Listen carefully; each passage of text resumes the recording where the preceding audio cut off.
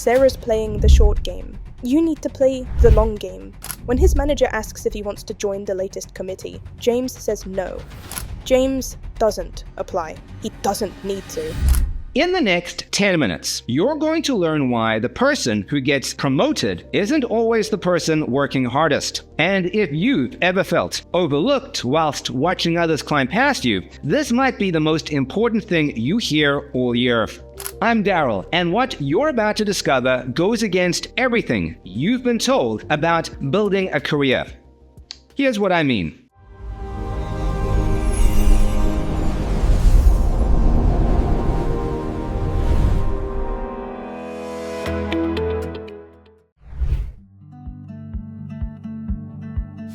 Thanks, Daryl. It's January 2026, and if you're like most people, you've set career goals. Get that promotion, land a better role, finally move forward. But here's what's actually happening. Some people's careers accelerate whilst yours feels stuck. And there's that voice in your head. They just got lucky. Right place, right time. Well, you're half right. Luck does play a role. But here's what nobody tells you. There are two types of luck, and the type you've been chasing, it's probably the wrong one. The people whose careers thrive aren't working hardest. They're not shouting loudest. They're not even the most talented. They just understand which type of luck actually matters. Today, I'm going to show you why everything you've been told about creating opportunities might be exactly backwards. Let me tell you about James. Mid-30s, marketing role, financial services. Solid performer, decent reviews. But he's been stuck at the same level for 3 years, watching people around him get promoted. There's Sarah, for instance. She started the same year, same company, same level. Today, she's 2 levels above him, leading a team of 8. And James can see exactly why. Sarah's everywhere. Every cross-functional project, she volunteers. Every networking event, she's there. LinkedIn, posts 3 times a week. Team meetings, first to speak up. Sarah is visible. Sarah is busy. Sarah is doing everything the career advice books tell you to do. And it's working, right? She's climbing whilst James is stuck. So one evening, feeling particularly fed up, James video calls his Uncle Mike. Now, Uncle Mike's got 40 years in business, retired finance director. He's got opinions. James explains, I just don't know what I'm doing wrong. Sarah's always networking, volunteering, making herself visible. It's working for her. Maybe I just need to do more of what she's doing. There's silence on the phone, and then Uncle Mike says something James wasn't expecting. James, Uncle Mike says, let me tell you about the 2 types of luck. Because Sarah might be experiencing one type, but she's completely missing the other. And so are you. I worked with a guy years ago, Adrian, who bought himself a designer watch. He made sure everyone saw it, rolling up his sleeve at every opportunity. When people commented, he'd casually drop in how much it had cost. Sure, it looked good, and it was expensive, but there were maybe 1,000 others like it around the world, probably on wrists of men just like Adrian. Uncle Mike paused, so James waited patiently. Then he pulled back the sleeve of his sweater and put his watch to the camera. See this? It was the watch I had made around the same time. It was a one-off, made to my own specification.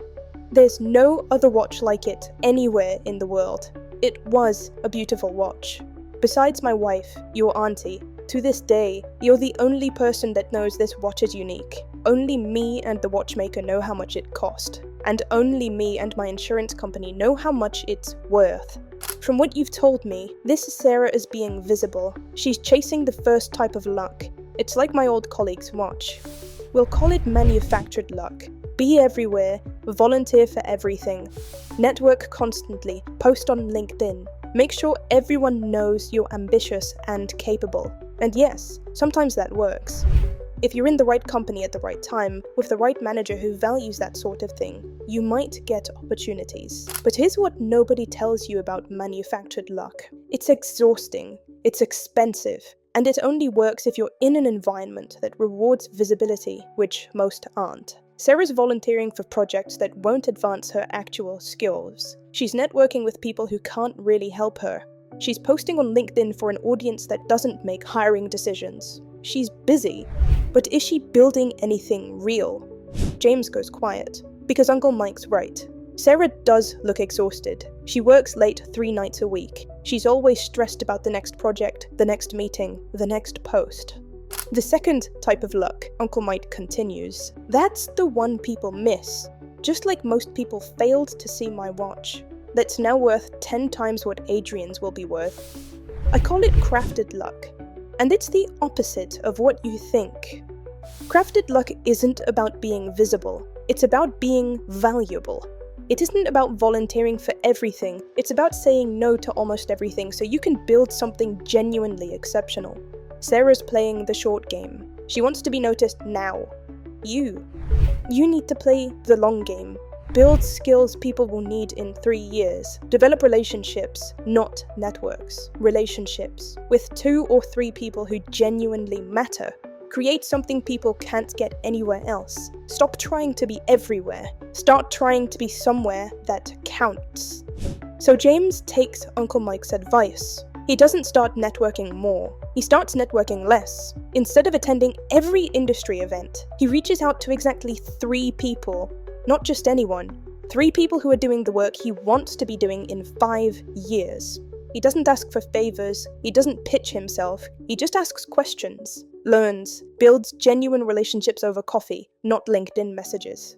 At work, he doesn't volunteer for every cross-functional project like Sarah did. When his manager asks if he wants to join the latest committee, James says no.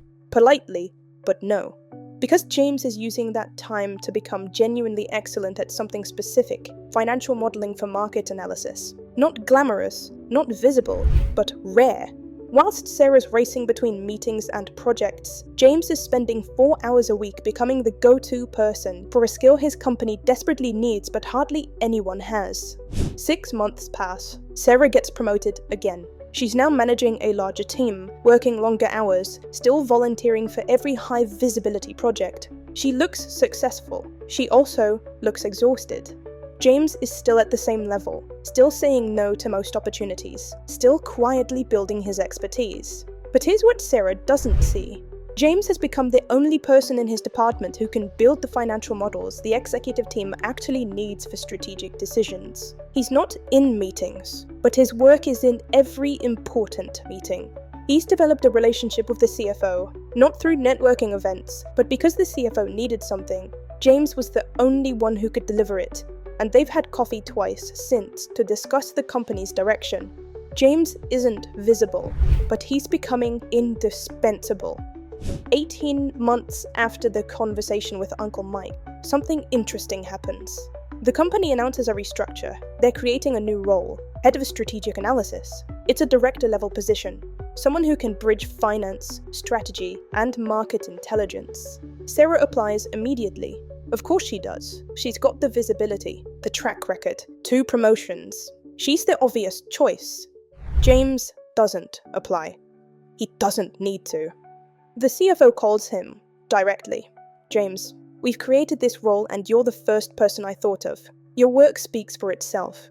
I know you haven't been pushing for promotion, but are you interested? Sarah doesn't get the role. Not because she wasn't good, she was. But she'd spread herself so thin that she hadn't become exceptional at anything specific. She was visible. James had become valuable. Manufactured means being visible, but James had become valuable. That's crafted luck. Not being everywhere, being somewhere that counts. Not networking with everyone, building relationships with the right 3 people. And not volunteering for everything, saying no to almost everything so that you can say yes to the one thing that makes you irreplaceable. Right, so how do you actually do this? How do you build crafted luck instead of chasing manufactured luck? It comes down to 3 things, and they're probably the opposite of what you've been told. 1. Subtract before you add. Stop volunteering for things. Look at your calendar right now. What can you say no to? What meetings can you skip? What projects can you politely decline? Because every hour you spend being visible is an hour you're not spending building something valuable. Sarah added more and more to her plate. James subtracted everything that wasn't essential. That created space to actually build something. 2. Go deep, not wide. Sarah networked with hundreds of people. James built relationships with 3. But those 3 were the right 3. Not random connections on LinkedIn. Not everyone at the industry event. 3 people who are where you want to be. Doing work you want to do, and who can genuinely help you get there. Deep relationships, regular conversations, mutual respect, not transactional networking. 3. Become exceptional at something specific. This is the hard bit, and the most important. Saying no to things isn't an excuse to be lazy, quite the opposite. It's an excuse to be busier than you've ever been. It takes time, focus, and patience to be exceptional at one thing. And whilst Sarah was good at lots of things, being exceptional at something specific makes you stand out more than any amount of networking ever could. Pick the skill that matters in 3 years, not the skill that looks impressive now. Then spend time everyone else is spending on visibility, actually building that skill. 10 hours a week, for 18 months. That's what James did, and it completely changed his trajectory. Right. Your challenge for this learning element. And it's going to feel uncomfortable because it's the opposite of what everyone else will be doing. 1. Look at your calendar. Find 3 things you can say no to. Meetings that don't matter. Projects that won't build skills. Events that won't lead to meaningful relationships. Say no.